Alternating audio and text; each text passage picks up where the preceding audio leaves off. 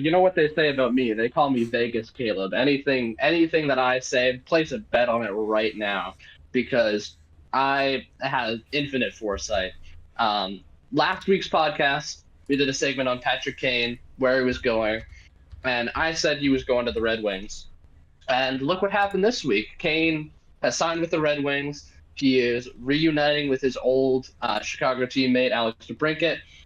And you were saying before the podcast, Simon, he's playing on a line with not only DeBrincat but also Dylan Larkin.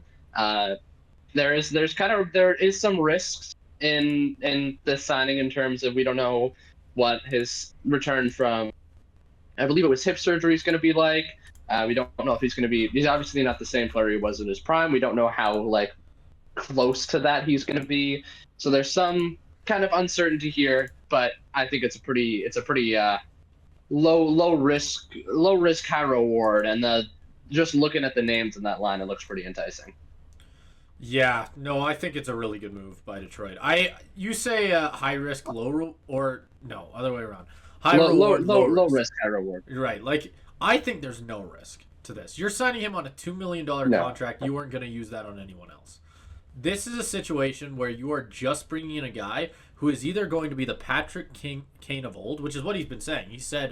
He came out and said that he feels the best he's felt in 3 years. He thinks he's a better player than he's been the last 3 years. If he's right, you're getting that Patrick Kane, that Chicago Blackhawks Patrick Kane. Sure, not prime Patrick Kane, not by a mile, but you're getting a player who is still a very strong hockey player.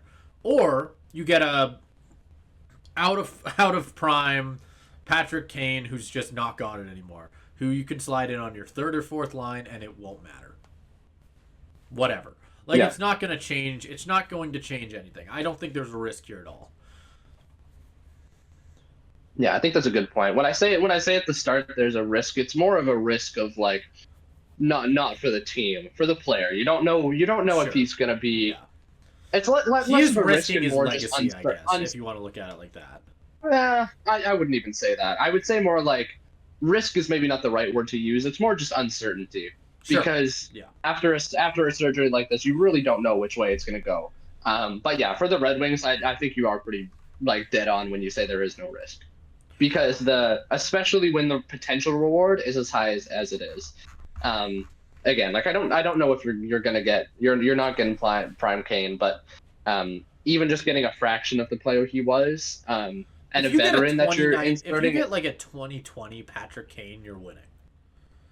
Yeah, that's a good point. You get a last year Patrick Kane, you're winning. He still had a 50-point season, I think. Yeah, and it's the perfect veteran presence that Detroit team needs, because it's a young team, right? You also have the team chemistry or the line chemistry of him and DeBrincat. You're sliding Larkin in there, who, other than Raymond and DeBrincat in recent years, has had terrible teammates or line mates his entire career. This is probably the best line that this is, again, predicting Patrick. I think that Patrick Kane will come back strong, but that's just based on the fact that I think that he has. I'm relying on the fact that I'm trusting my sources, Patrick Kane quotes. So take that as you will. But I just think that if he truly was playing hurt and still put up a 50-point season and he's healthy now, that's enough for me. That should show he's an incredible player. He's been an incredible player for the last 15 years. If he is 80% of what that was, Detroit has a hell of a player. And hell, slide him in on that second or third line, he'll still be killer. I think next to a playmaker like DeBrincat and Larkin, that's stellar. That's one of the best lines in hockey. Yep. Yeah, and you wonder where we would have put this if we had our best lines in hockey video. We already had Detroit pretty high when we did that segment, did. And that might have even gone up since then. I do have a question for you, Simon. Now that it's real, will seeing Patrick Kane in a Red Wings jersey feel any less weird? Well, there's already been photoshops of it. I think he might have done a practice, unless maybe that was Photoshop. I'm gonna see if I can pull it up. But I will say it looks weird as fuck from the photos I've been seeing.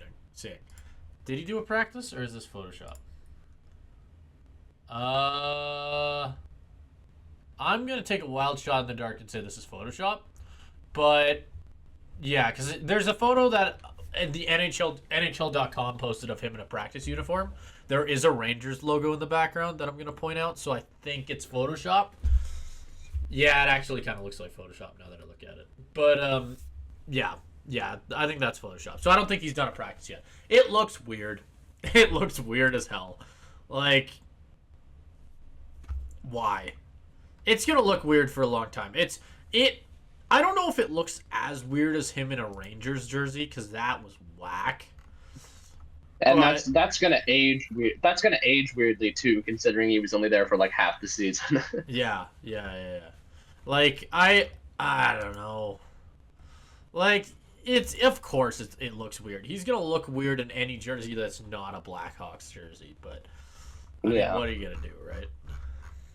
Yeah, it is one of those things where it's like a superstar kind of goes to a bunch of different teams at the end of their career. I mean, the hockey one that immediately comes to mind to me is like Jerome McGinley and literally anything other than a Flames jersey, like Jerome McGinley in a Penguins jersey or something, or like in football, like Jerry Rice played for the Seahawks or Emmett Smith for the Cardinals. If you want the weirdest looking Jerome McGinley jersey, his LA Kings one.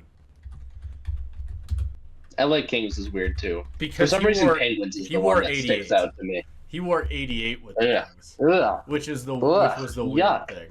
Like everyone, that's the stop everyone forgets, and I think the only reason I remember him in an 88 jersey was, and speaking of which, I actually think an 88 Kings jersey is a sick jersey, and I kind of want it now. But like looking at photos, and again, like Kings jersey is kind of sick.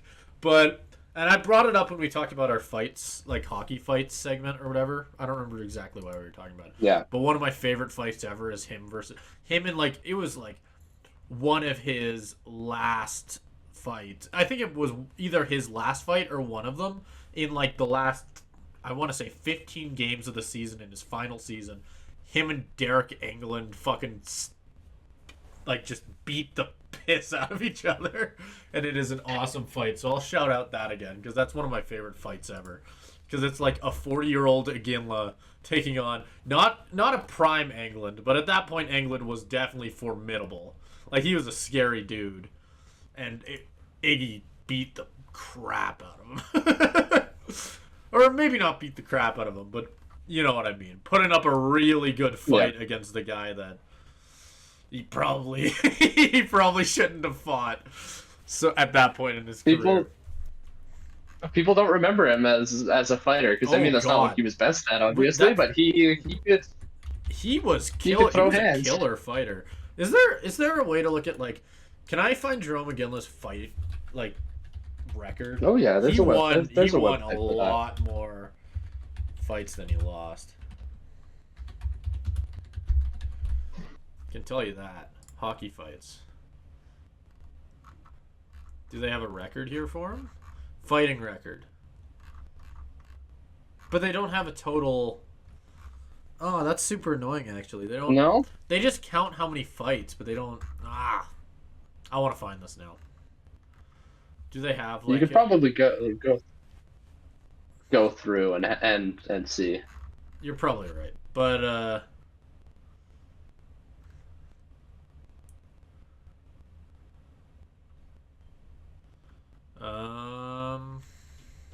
he fought 72 times. Jeez. Oh, of course. No, I'm not surprised it's that high. Yeah. Wow. That's actually kind of interesting. Do you have a guess on what... I'm looking at hockeyfights.com, and they have, like, ratings for his fights. Do you have a guess on what his top fight is? Oh, I was literally just on the website, and I don't remember what it was. Wasn't the one... I mean, the one the famous one is, like, the one against... Lecavalier. Oh, who was it? Lecavalier. Yeah, that would be my guess. That's the one everybody goes... The funny thing is that's not even on here. I don't think. Really? No. Which is really weird. Because the top one is him versus Jamie Benn, which is another really famous one. Like in 2010.